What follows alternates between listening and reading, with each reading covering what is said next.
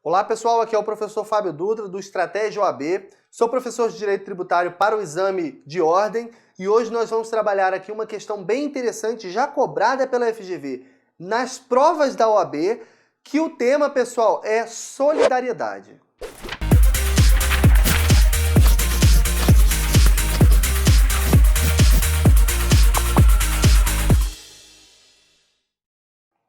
Pessoal, quando tratamos de solidariedade, nós temos que nos lembrar lá do artigo 124 do CTN. Então você abra agora o seu artigo, nós vamos resolver uma questão e logo em seguida fazer uma breve revisão sobre este assunto, solidariedade em matéria tributária, ok? Vamos para o nosso quadro. Pessoal, então, começando aqui, vamos começar pela questão trabalhada no 10º exame da OAB. 10º exame da OAB. Cobrada pela FGV, evidentemente, e o assunto solidariedade. O enunciado da questão é o seguinte: 3 irmãos são donos de um imóvel, em proporções iguais, tá certo? Em relação ao IPTU, cada irmão, e aí vem as alternativas, tá? Esses irmãos, pessoal, eles são devedores solidários, eles são proprietários de um mesmo imóvel, então eles são devedores solidários. Quando tratamos de solidariedade,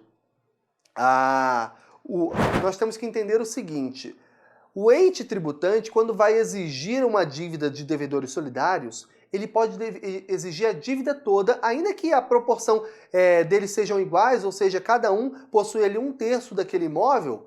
O ente, ele pode tributar, ele pode cobrar aquele tributo completamente de um único devedor.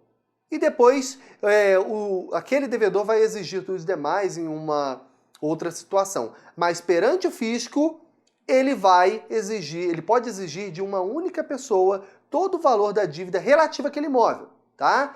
Então preste atenção nessa situação aqui. Esses irmãos são devedores solidários em relação ao IPTU incidente sobre esse bem imóvel. Cada irmão só pode ser cobrado pelo fisco na razão de 33%. Não, pessoal, pode ser cobrado a totalidade, como nós já comentamos. Alternativa incorreta. Letra B. É devedor solidário em relação a todo imposto? Ok, é devedor solidário sim em relação a todo imposto, tá? Ainda que seja proprietário de apenas 1/3 desse imóvel. Alternativa C.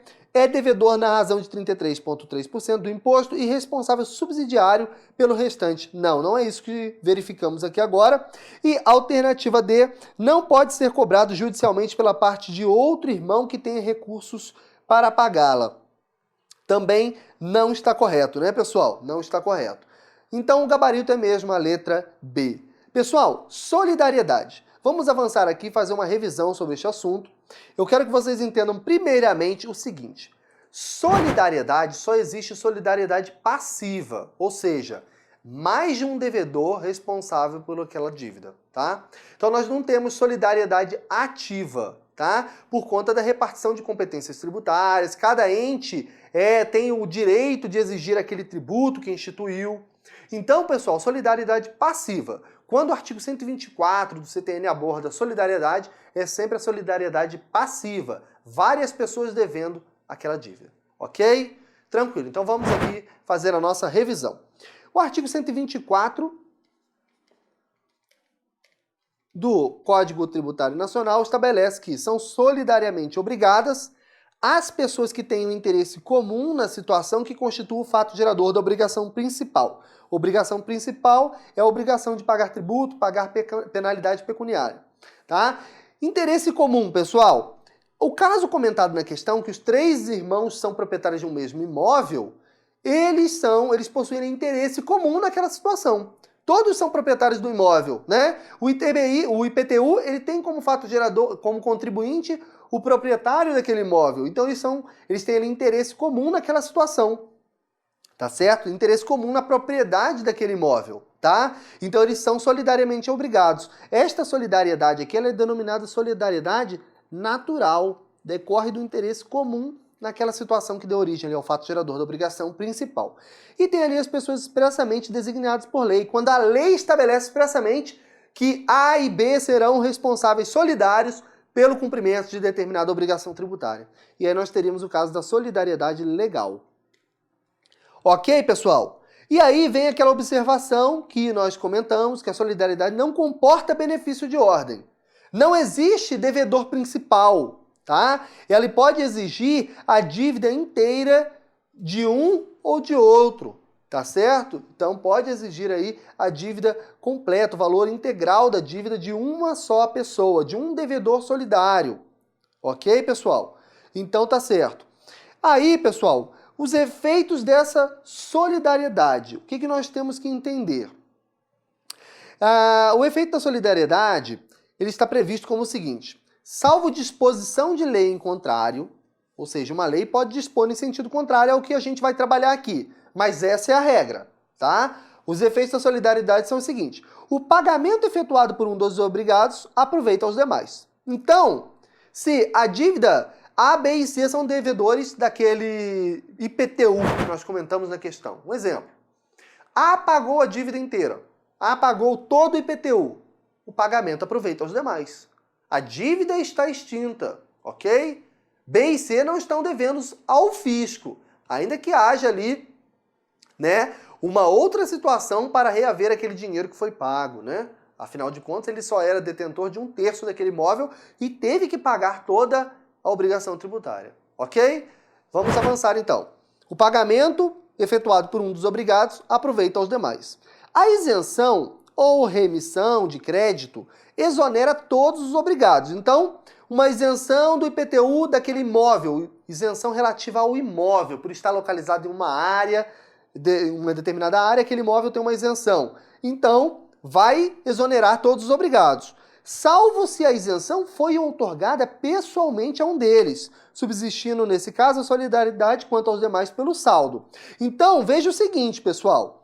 Imagine que A, B e C são 3 irmãos, proprietários de um imóvel, cujo IPTU é de 300, né?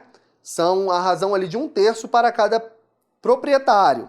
E aí, pessoal, se a isenção foi sobre o IPTU do imóvel, sobre o imóvel, uma isenção objetiva ali, né? Nós teríamos ali, então, a exoneração de todos eles, A, B e C. Mas se a isenção foi pessoal para C, por exemplo, por ser portador de necessidades especiais, aí, pessoal, vai ser outorgada pessoalmente a C e vai subsistir quanto aos demais pelo saldo, ou seja, vamos subtrair a parte que cabia a C, 100. E aí vai subsistir a solidariedade pelos demais para A e B pelo saldo, 200. Ok? Essa é a regra aqui que nós acabamos de estudar.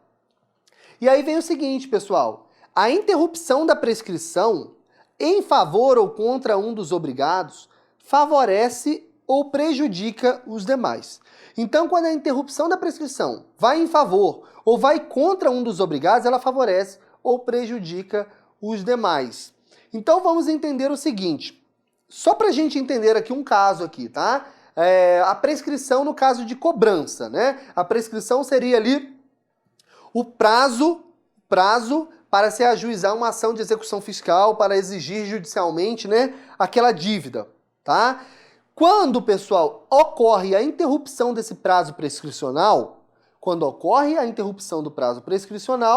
ela está, então, beneficiando ou favorecendo o devedor? Bom, era o prazo que o fisco tem para cobrar aquela dívida. E aquele prazo foi estendido. Tá? Então nós temos o caso de interrupção de prescrição que está ali prejudicando os obrigados, tá? Por quê? Porque aumentou o prazo para que o fisco pudesse cobrar essa dívida.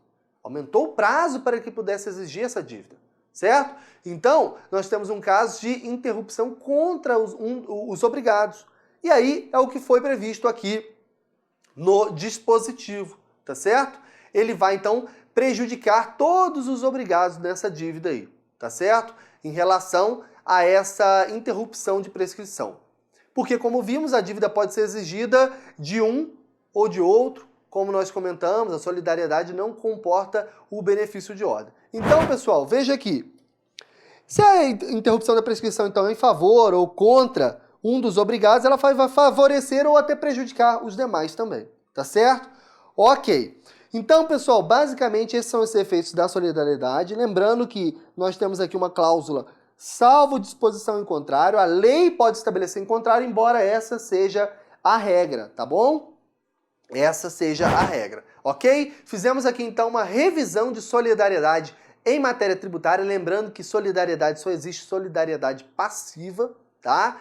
Então, ficamos por aqui então, pessoal. Um grande abraço e bons estudos!